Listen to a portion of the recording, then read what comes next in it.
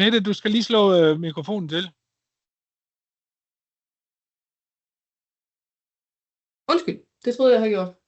Ja, det er det mig igen. Og så vil jeg lige prøve på at mime til jer, så det var, at den her del, det er en lille smule mindre tørt, fordi nu vil jeg gå over i de forskningsaktiviteter, vi har omkring ukrudtsbekæmpelse.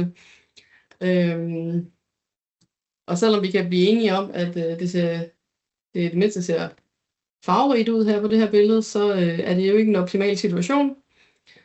Og når vi nu arbejder med alternativer inden for ukrudtsbekæmpelsen, så arbejder vi jo inden for IPM-konceptet, blandt andet. Vi arbejder også med nogle jeg har vores kollegaer, som arbejder mere eller mindre rent med økologi.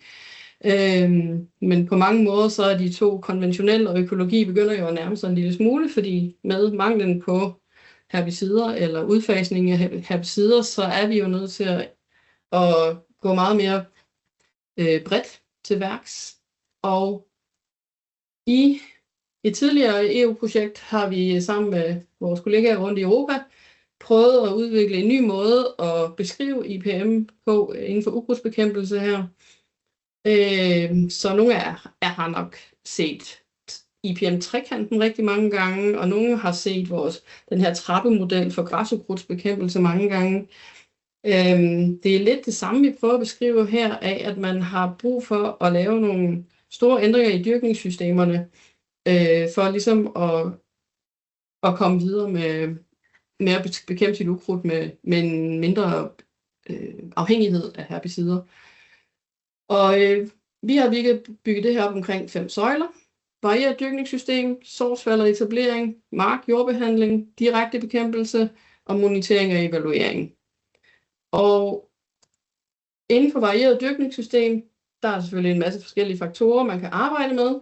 Og nu igennem den her figur vil I se, at der er grønne, grå og senere også orange hexagoner. Og det er simpelthen fordi, de beskriver de her tiltag, hvor i ukrudtets livscyklus man går ind og påvirker.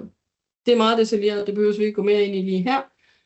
Men når vi snakker om varieret dyrkningssystem, så er det selvfølgelig sædskiftet. Det er noget med efterafgrøder. Det er også noget med intercropping, samdyrkning osv.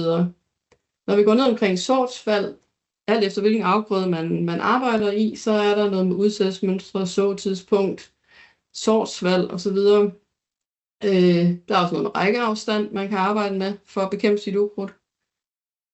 Når vi så bevæger os ned til omkring selve marken og jordbehandlingen, så den jordbearbejdningstype, man vælger, er selvfølgelig virkelig vigtig. Men der er også, hvordan man behandler sin stup imellem sine afgrøder for eksempel. Man kan gå ind og arbejde med fald såbed, gødningsplacering osv., alt efter hvilket system man er i. Her er et billede af en direkte såmaskine, så direkte såning er jo uden pløjning er også noget af det, man kan gå ind og arbejde med systemer. Og så en direkte bekæmpelse. Og det er der, vores herbicider ligesom falder ind.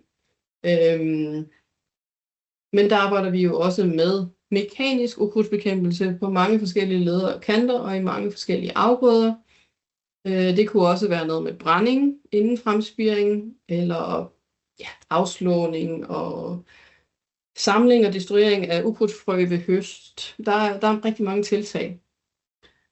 Og det sagt, når det er IPM, når det er integreret ukrudtsbekæmpelse, så er herbiciderne jo ikke udelukket. Og her arbejder vi jo så både med båndsprøjtning og rækkesprøjtning, alt efter hvilken afgrøde igen man er i. Vi har også prøvet at få det er vores parcelsprøjte. Vi har prøvet at sætte nogle specielle dyser på, så vi faktisk kunne prøve at båndsprøjte hen over en kornafgrøde. Bare eksempler på, hvordan vi også prøver at arbejde med herbiciderne med en reduceret mængde. Så er beslutningsstøttesystemer, vi også arbejder med. Og det sidste, jeg lige vil vise jer, det er jo selvfølgelig, at en af driverne for mange landmænd, det er jo, når ukrudt bliver resistent. Det er der, man tit kan flytte dem rigtig meget. Det er måske ikke der, vi vil helst forhindre resistenten i at blive udviklet. Men når først landmændene har resistens, så er de faktisk villige til at prøve mange forskellige ting. Bare lige 3 arter her, hvor vi har arbejdet med resistens her på Flakkebjerg. Og til sidst lige vise jer, at vi kan lave forsøg jo. Udover markforsøg, så har vi det, vi kalder semifield, de her større baljer og bakker og potter, vi kan lave forsøg i. Vi har udendørsborde, og vi har indendørsborde i væksthuset. Så en kort indflyvning over, hvad vi laver på ukrudtsbekæmpelse her på Flakkebjerg og i Agro.